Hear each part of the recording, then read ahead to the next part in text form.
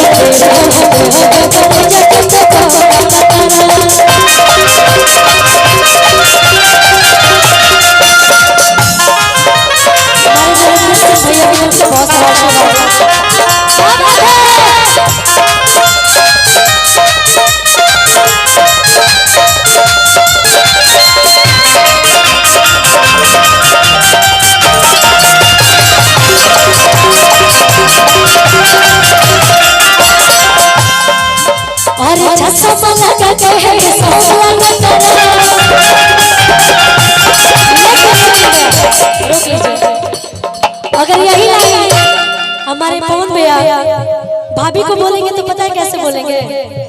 अबू सर अगर पवन भैया यही लाइन भाभी को बोलेंगे तो पता है कैसे बोलेंगे कि अरे चश्मा लगा के सोम लगा करू साउथ के हीरो से न कोम लगा करू चश्मा लगा के सोम लगा करू साउथ के हीरो से न कोम लगा करू इधर के दिल हो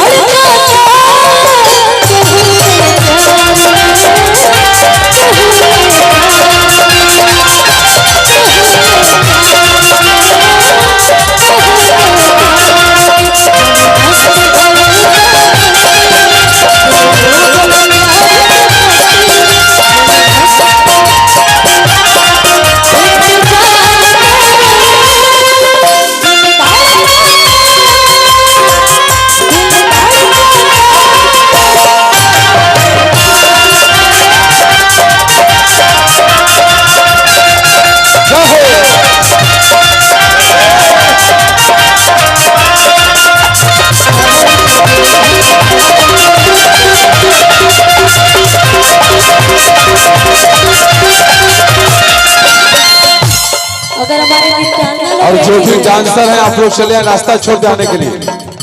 और बस कुछ ही पल में प्रमोद प्रेमी यादव जी का आगमन होगा, वो हमारे बीच आ गए हैं। बस कुछ ही पल में के बाद प्रमोद प्रेमी जी का आगमन होगा।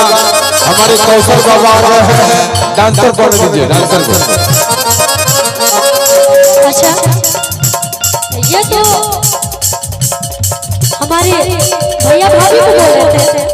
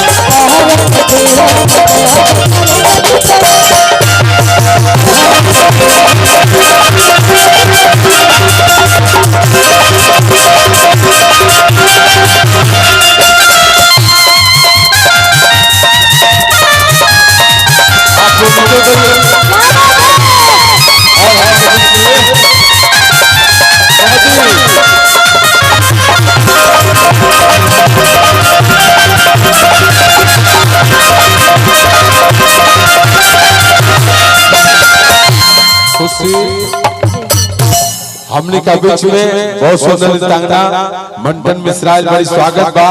अब भाई कन्हैया जी आप मोना को लेके मंच पर चले आए। बिट्टू भैया मैं बहुत जल्द आ रहा हूँ। मोना को लेकर चले मंटन मिश्रा हमारे बीच में आई और नेहरा जी आप मंच पर आ जाए। खुशी जी के बाद नेहरा जी का आगमन होगा। क्या बात है, जोरदार ताली बजा दीजिए आप सभी। वाह वाह तनी बोले बढ़ा के लगा संजय भाई यार इतना सुंदर साउंड रिवीलिंग के बहुत सुंदर साउंड। संजय डीजे वॉल्यूम खोला जी गूंजो महफिल में। आइए खुशी अच्छा एक